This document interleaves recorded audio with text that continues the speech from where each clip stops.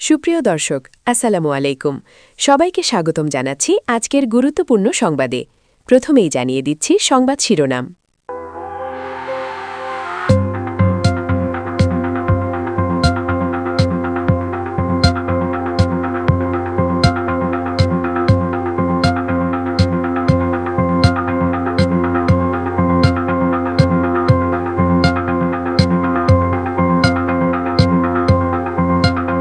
Pay scale ঘোষণা এবং বাস্তবায়ন নিয়ে যা বললেন তারেক রহমান এদিকে বেসরকারি শিক্ষক কর্মচারী অবসর সুবিধা আইনে বড় পরিবর্তন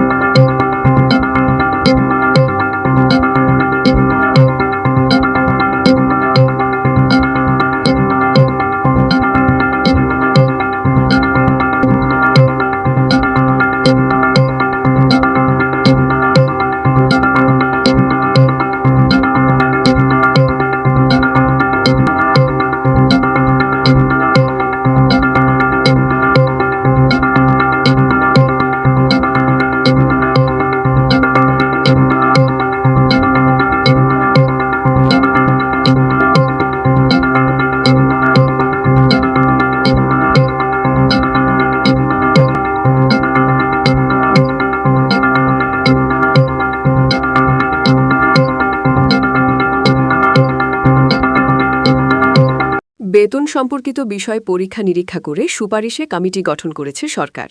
গত রোববার ৮ ফেব্রুয়ারি মন্ত্রিপরিষদ বিভাগ থেকেই প্রজ্ঞাপন জারি করে কমিটি গঠনের কথা জানানো হয়। এর আগে বিদ্যুৎ, জ্বালানি ও খনিজ সম্পদ উপদেষ্টা মোহাম্মদ ফাউজুল কবির খান জানান, নির্বাচিত সরকার চাইলে পে কমিশনের সুপারিশ করা পে স্কেল বাস্তবায়ন বা বাতিল যে কোনোটাই করতে পারবেন। অন্যদিকে সরকারি চাকরিজীবীদের জন্য নতুন পে স্কেল ঘোষণা না করলেও পরবর্তী সরকারের পক্ষে তা বাস্তবায়নের পথ সহজ করে যাচ্ছেন বলে জানান অর্থ উপদেষ্টা সালেহুদ্দিন আহমেদ।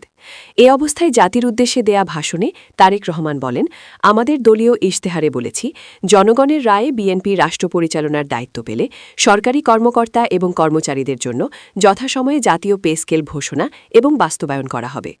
বেকার সমস্যার সমাধানে বিএনপির পরিকল্পনার কথা তুলে ধরে তারেক রহমান বলেন, বেকার সমস্যা নিরসনের লক্ষ্যে ব্যাংক, বিমা, পুঁজিবাজার সহ দেশের অর্থনৈতিক খাতের সার্বিক সংস্কার ও অঞ্চলভিত্তিক অর্থনীতিকে চাঙ্গা করা এবং শিল্প ও বাণিজ্যে দেশি বিদেশি বিনিয়োগ বৃদ্ধির মাধ্যমে দেশ বিদেশে ১ কোটি কর্মসংস্থান সৃষ্টির লক্ষ্যমাত্রা নির্ধারণ করা হয়েছে। তিনি বলেন, এভাবে পর্যায়ক্রমিকভাবে ১ কোটি কর্মসংস্থান সৃষ্টির লক্ষ্যে কয়েকটি সেক্টরকে চিহ্নিত করার লক্ষ্যে কর্মসংস্থান তৈরির উপায় এবং কর্মকৌশল নির্ধারণ করা হয়েছে। এরই অংশ হিসেবে দেশব্যাপী কারিগরি ও ব্যবহারিক শিক্ষা প্রদানের মাধ্যমে বেকার জনগোষ্ঠীকে দক্ষ জনশক্তিতে রূপান্তরিত করা হবে। এদিকে বেসরকারি শিক্ষা কর্মচারী অবসর সুবিধা আইনে বড় পরিবর্তন।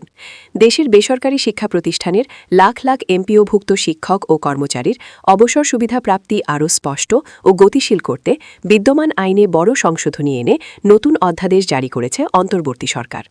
নতুন আইনে ইবতেদায়ী মাদ্রাসাকে অন্তর্ভুক্ত করা সহ পরিচালনা পর্ষদ ও তহবিল ব্যবস্থাপনায় আমূল পরিবর্তন এনেছে সরকার।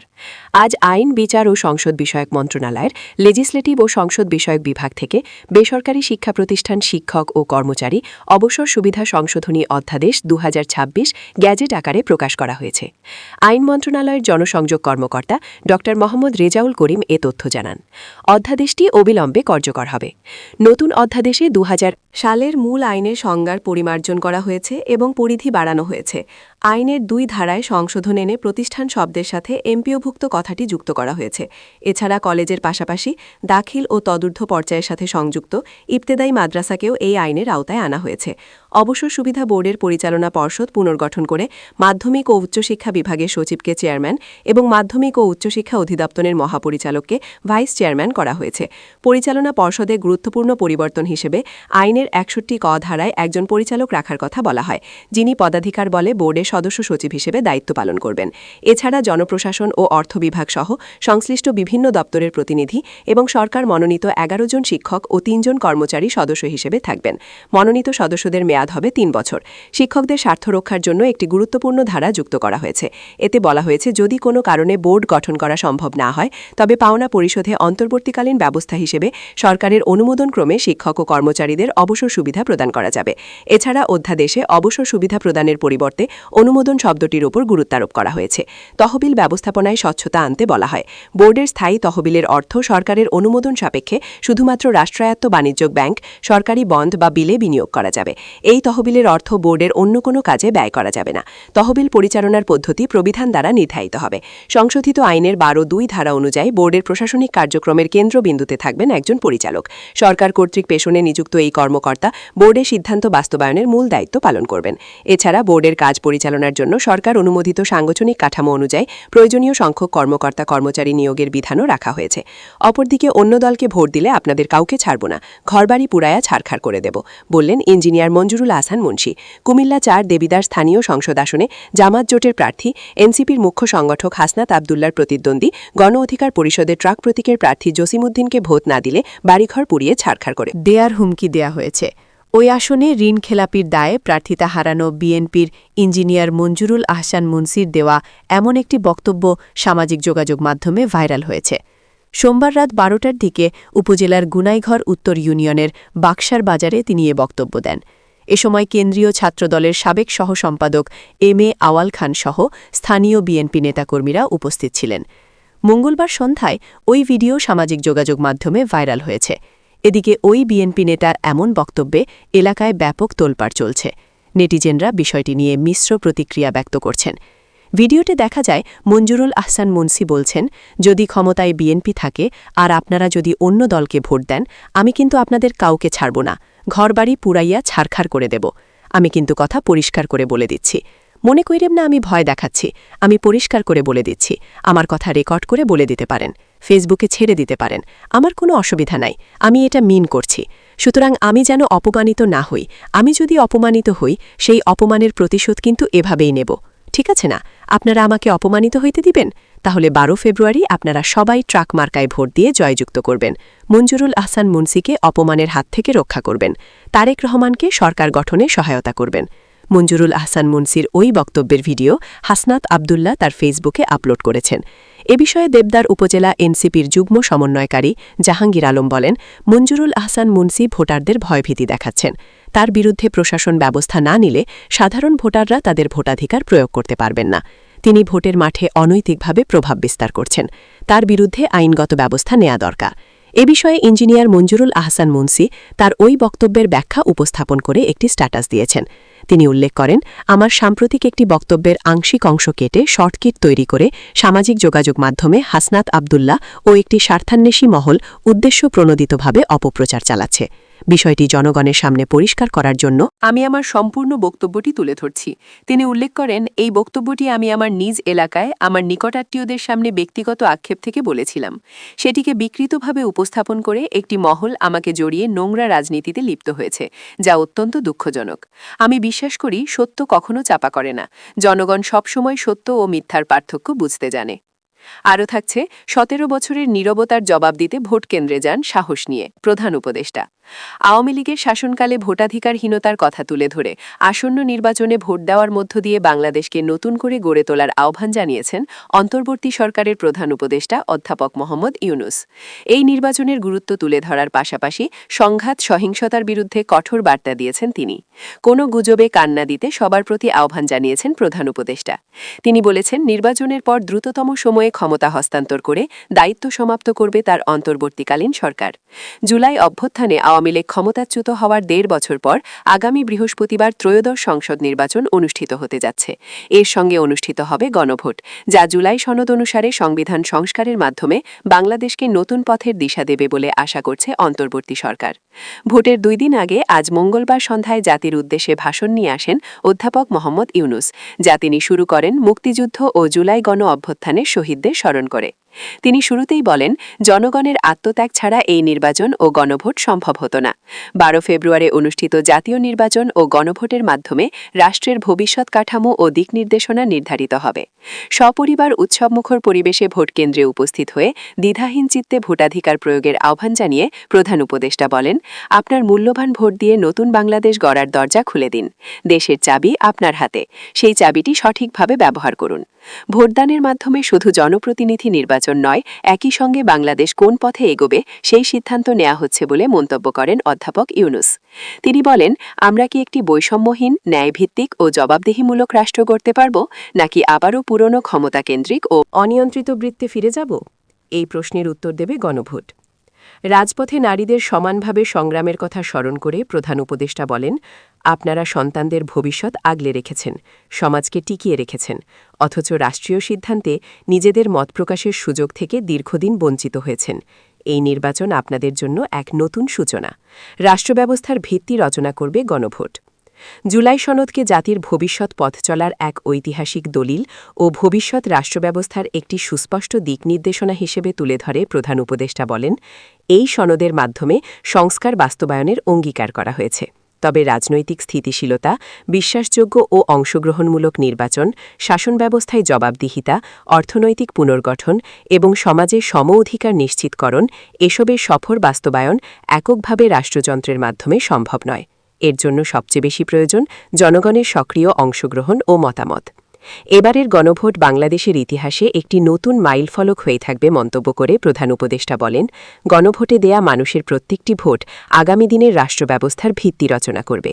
এর প্রভাব থাকবে বহু প্রজন্ম জুড়ে। এই ভোটের মাধ্যমেই মানুষ জুলাই সনদের প্রস্তাবিত সংস্কার কাঠামোকে এগিয়ে নিতে চায় কিনা সেটি নির্ধারিত হয়ে যাবে। জনগণের সিদ্ধান্তই নির্ধারণ করবে রাষ্ট্র কোন পথে অগ্রসর হবে, শাসন ব্যবস্থা কোন কাঠামোয় গড়ে উঠবে এবং একটি নতুন বাংলাদেশ কিভাবে তার গণতান্ত্রিক ও মানবিক রূপ লাভ করবে। এর প্রভাব শিক্ষা, কর্মসংস্থান, ন্যায়বিচার, গণতন্ত্র এবং রাষ্ট্র পরিচালনার প্রতিটি স্তরে পড়বে। গুজব নিয়ে সতর্কবার্তা, দ্রুত ক্ষমতা হস্তান্তরের প্রতিশ্রুতি। অন্তর্বর্তী সরকার নির্বাচিত জনপ্রতিনিধিদের কাছে দায়িত্ব হস্তান্তর করবে না এমন একটি অপপ্রচার চলার বিষয়টি তুলে ধরে প্রধান উপদেষ্টা বলেন, এমন অপপ্রচারের একমাত্র উদ্দেশ্য হল গণতান্ত্রিক উত্তরণে বিঘ্ন সৃষ্টি করা। নির্বাচনে বিজয়ী জনপ্রতিনিধিদের কাছে দ্রুততম সময়ে ক্ষমতা হস্তান্তর করে অন্তর্বর্তীকালীন সরকার তার দায়িত্ব সমাপ্ত করবে। গুজব ও অপপ্রচারের বিষয়ে সতর্ক করে প্রধান উপদেষ্টা বলেন, নির্বাচনের প্রক্রিয়া শুরু হবার পর থেকেই একটি চিহ্নিত মহল পরিকল্পিতভাবে গুজব ও অপতথ্য ছড়িয়ে নাগরিকদের মনে সন্দেহ, ভয় ও বিভ্রান্তি সৃষ্টি করার চেষ্টা করছে। নির্বাচনে শান্তিপূর্ণ পরিবেশ নষ্ট করা এবং জনগণের আস্থাকে দুর্বল করাই তাদের একমাত্র উদ্দেশ্য। তবে তারা জনগণকে বিভ্রান্ত করতে চূড়ান্তভাবে ব্যর্থ হয়েছে। প্রধান উপদেষ্টা নাগরিকদের যাচাই ছাড়া কোনো তথ্য প্রচার না করার আহ্বান জানান এবং নির্বাচন সংক্রান্ত তথ্যের জন্য ৩৩৩ হটলাইনে যোগাযোগের পরামর্শ দেন। কঠোর হওয়ার হুঁশিয়ারি। নির্বাচনের ফলাফল যাই হোক না কেন তা মেনে নিতে প্রতিদ্বন্দ্বী দল ও প্রার্থীদের প্রতি আহ্বান জানান প্রধান উপদেষ্টা। তিনি বলেন, নির্বাচনের ফলাফল যাই হোক না কেন ব্যক্তিগত বা দলীয় স্বার্থের ঊর্ধ্বে ওঠে, জাতির বৃহত্তর স্বার্থকে প্রাধান্য দিন। বিজয় যেমন গণতন্ত্রের অংশ, তেমনি পরাজয়ও গণতন্ত্রের অবিচ্ছেদ্য সত্য। নির্বাচনের পর সবাই মিলে একটি নতুন ন্যায়ভিত্তিক গণতান্ত্রিক ও অন্তর্ভুক্তিমূলক বাংলাদেশ করার কাজে আত্মনিয়োগ করুন। সেই সঙ্গে ভোটকেন্দ্র দখলসহ সংঘাত সহিংসতায় উস্কানিদাতাদের বিরুদ্ধে কঠোর বার্তা দেন প্রধান উপদেষ্টা। প্রধান উপদেষ্টা রাজনৈতিক দলগুলির উদ্দেশ্যে বলেন, আপনারা দলের কেন্দ্র থেকে তৃণমূল পর্যন্ত সর্বস্তরের নেতাকর্মীদের দ্ব্যর্থহীনভাবে নির্দেশ দিন যেন কেউ কোনো ধরনের বিশৃঙ্খলা, সহিংসতা, ভয়ভীতি প্রদর্শন, কেন্দ্র দখল, ভোটে প্রভাব বিস্তার করা কিংবা উস্কানিমূলক কর্মকাণ্ডে জড়িত না হয়। কেউ যেন সোশ্যাল মিডিয়া বা অন্য কোনোভাবে গুজব ছড়ায় না। রাষ্ট্র কোনোভাবেই এ ধরনের আচরণ সহ্য করবে না। প্রশ্নবিদ্ধ বা সহিংসতাপূর্ণ নির্বাচন কারোর জন্যই মঙ্গল বয়ে আনে না, মন্তব্য করেন প্রধান উপদেষ্টা। তিনি বলেন, ইতিহাস আমাদের শিক্ষা দেয়, একটি ত্রুটিপূর্ণ, প্রশ্নবিদ্ধ বা সহিংসতাপূর্ণ নির্বাচন শেষ পর্যন্ত কারোর জন্যই মঙ্গল বয়ে আনে না, বরং দেশের সর্বনাশ ডেকে আনে। যারা জনগণের মতামত উপেক্ষা করে শক্তি ও অনিয়মের মাধ্যমে ক্ষমতায় থাকতে চেয়েছে, তারা সবাই শেষ পর্যন্ত জনগণের আদালতে কঠিন জবাবদিহির মুখোমুখি হয়েছে। নির্বাচন শান্তিপূর্ণ করতে সর্বোচ্চ প্রস্তুতি।